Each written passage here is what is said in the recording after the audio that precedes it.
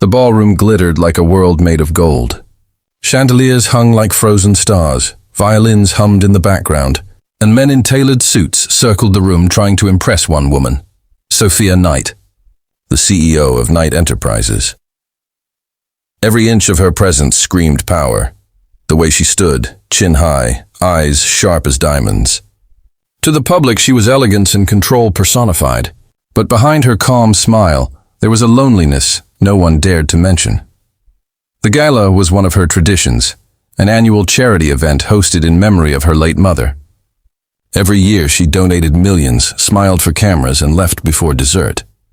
But this year felt heavier. Maybe it was the faint memory of a melody that played in her mind, Chopin's Nocturne in E-flat major, her mother's favorite piece. Or maybe it was the way every man here saw her as a prize, not a person. When one of the guests, a wealthy investor, boasted about his talent at the piano, Sophia's lips curved into a half-smile. She gestured toward the grand piano that stood untouched in the center of the room and said casually, "If anyone here can play Chopin's Nocturne the way it's meant to be played, I'll marry him." The crowd laughed, assuming it was a joke, a challenge from a woman who knew no one could rise to it. But behind her humor was pain, a memory of a man she once loved, who left her for someone who could play that exact song better than she ever could. Chopin to her wasn't just music, it was heartbreak wrapped in notes. The chatter resumed, but then, from the back of the hall, a calm male voice broke the noise. "Which version do you prefer, Miss Knight? The original score, or the simplified one?" The laughter stopped. Heads turned. Standing near the door was a man completely out of place. Dark blue work shirt rolled at the sleeves, faint grease stains on his hands, hair slightly tousled. He held a little girl by the hand, a child with messy pigtails and bright, curious eyes. Security guards stiffened, but Sophia raised a hand to stop them. Something in the man's tone caught her attention. Confidence without arrogance. "And you are?" she asked coolly. He smiled, wiping his hands on a handkerchief. "Daniel Hayes, ma'am, mechanic. My daughter and I fixed one of your company cars last month. Got invited by Mr. Raymond from logistics.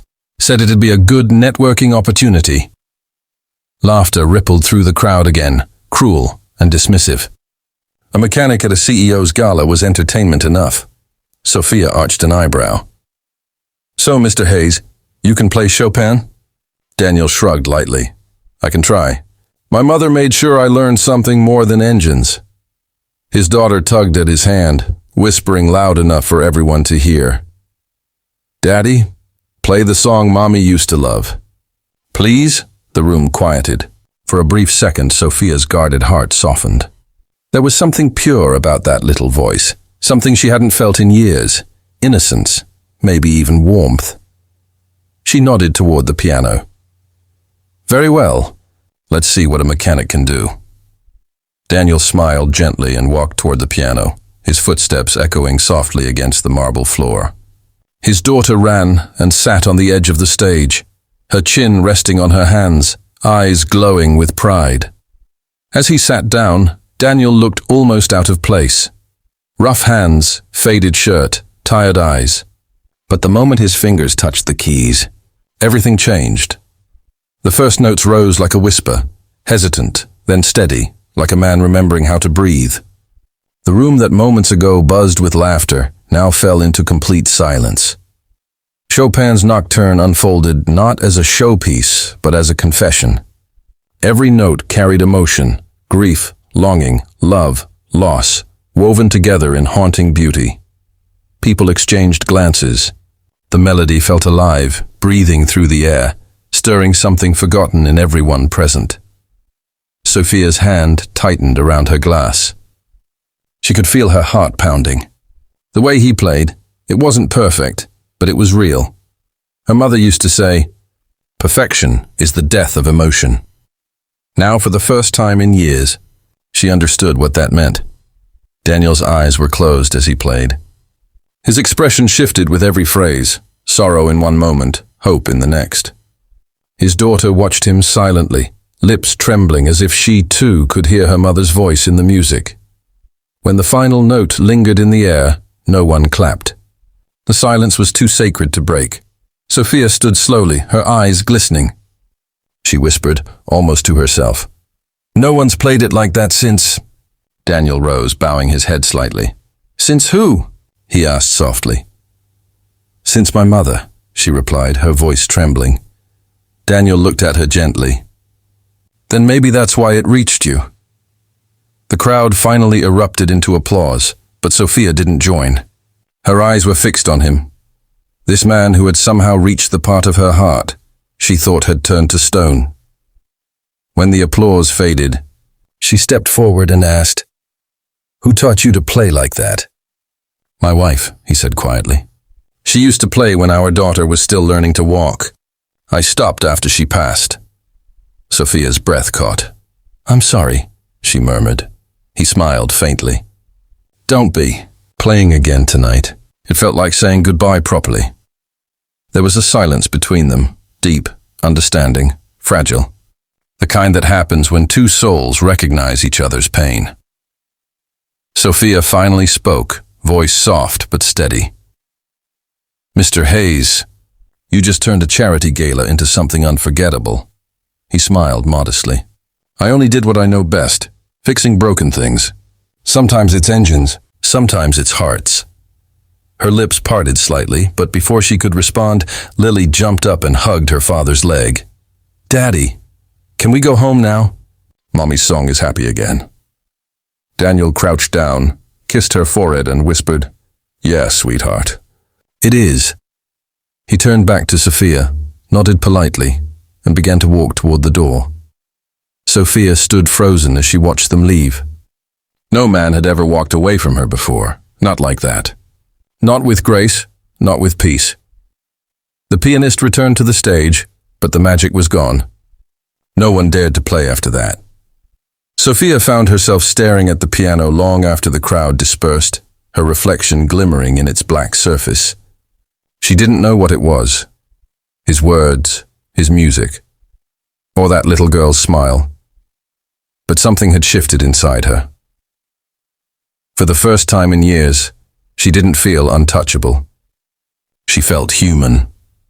And as the last guests left, the echo of Chopin's notes still lingered in the hall, whispering promises of a story that had only just begun. For days after the gala, Sophia couldn't stop hearing the music. No matter how many meetings she attended, how many contracts she signed, or how many zeros she added to her deals, the haunting melody of Chopin's nocturne followed her like a ghost. She would wake up in the middle of the night, the sound of piano keys echoing in her dreams. Her mother's voice, soft and gentle, whispered from memory. "One day, my darling, someone will play for your soul, not your name." Sophia had built her empire by closing her heart. But Daniel Hayes, he had reopened it with a single song. For 2 weeks, she resisted the urge to see him again. She told herself it was just curiosity, gratitude, nothing more. But deep down she knew the truth. That melody had touched something she thought was long dead inside her. Finally, one gray afternoon, she found herself driving far from the city, down an old road lined with oak trees. The GPS led her to a small garage with a faded sign, Hayes Auto and Repairs. The sound of laughter greeted her before the sight did. There, in front of the garage, was Lily, chasing bubbles with the carefree joy of childhood. When she saw the expensive car pull up, her face lit up. "Miss Sophia!" she squealed, running toward her. Sophia smiled, kneeling down. "You remember me?" "Of course. Daddy said you liked Mommy's song." The simple sentence hit Sophia harder than she expected. "Yes, very much." A shadow moved from inside the garage. Daniel emerged, wiping his hands on a rag, his shirt streaked with oil. When he saw her, his brows lifted in surprise. "Didn't think CEOs visited mechanics twice," he said with a teasing smile. She returned it faintly. "Didn't think mechanics could break hearts twice either." He laughed softly, a warm, genuine sound that made her shoulders relax. That night wasn't about impressing anyone, he said. It was about remembering, Sophia nodded. I know. That's why it mattered. They stood there for a moment, the air between them calm and real. No boardrooms, no power plays, no audience. Just two people who'd seen too much loss and still dared to keep breathing. Daniel invited her to sit on the wooden bench outside the garage. The scent of motor oil mixed with the sweetness of blooming jasmine from a nearby fence. Lily sat on the ground, drawing hearts and pianos in the dust with a stick. Sophia watched her quietly. She's beautiful, she said. Daniel's gaze softened. She's my world. Her mom was the artist. She used to fill the house with music. When she passed, the silence was unbearable. I sold the piano. Couldn't stand to see it. Sophia hesitated before speaking. Then why did you play that night? He looked at her, eyes tired but kind. Because for the first time, someone asked for Chopin like it meant something. You didn't know it, but my wife's favorite piece was the Nocturne in E-flat major, same as your mother's, right? Sophia froze, her breath catching. How do you know that? Daniel smiled softly. You said her name between the notes. Right when the melody changed, I could tell. It was true. She had whispered Mom without realizing. A slip only a musician could have heard. Her throat tightened. You heard that? I felt it, he said simply. The silence between them turned heavy, but not painful, more like peace. For years, Sophia had drowned her grief under ambition. But this man, this humble mechanic, had listened to what her heart was screaming in silence. You know, she said with a shaky laugh, I did make a promise that night. If you can play Chopin, I'll marry you, Daniel chuckled. And I wasn't even trying to impress you. She smiled, eyes glinting. Maybe that's why you did. Over the next few weeks, Sophia found excuses to visit again. At first, she told herself it was business. She wanted to fund a charity for small-town workers, and Daniel's garage would be a perfect pilot location. But soon her visits had nothing to do with charity and everything to do with how Daniel made her feel. Seen.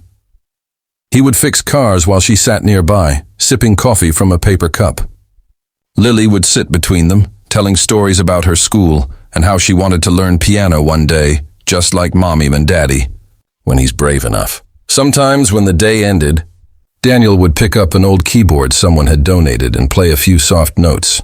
Sophia would listen, her head resting against the garage wall, eyes closed, the music washing over her like rain after drought. For the first time in her adult life, she felt alive. But Sophia's world wasn't simple. The media soon noticed the CEO spending time at a small-town garage.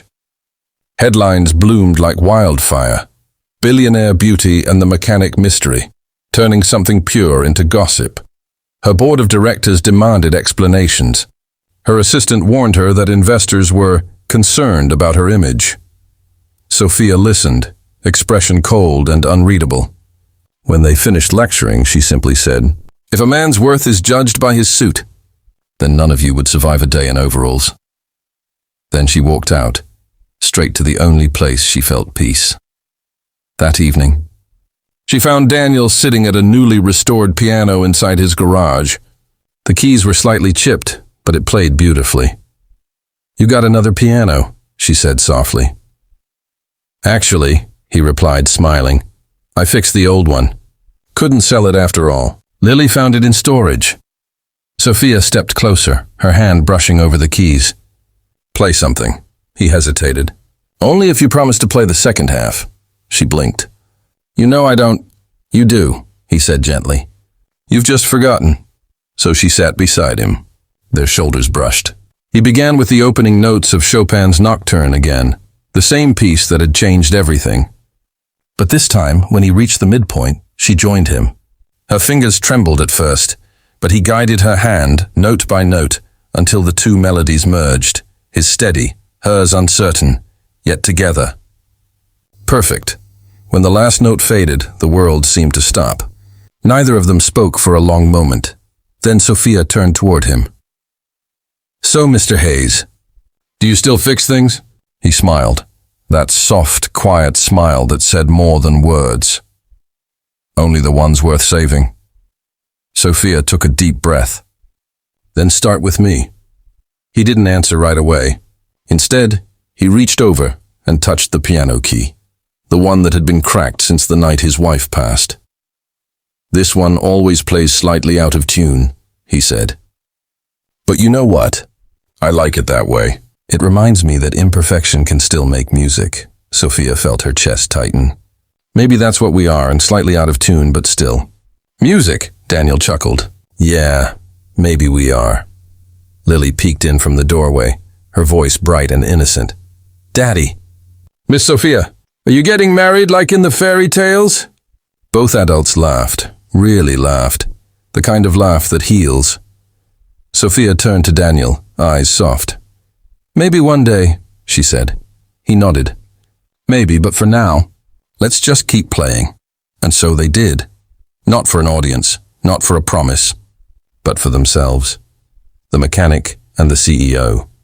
The widow and the lonely heir. Two broken melodies that somehow became one song.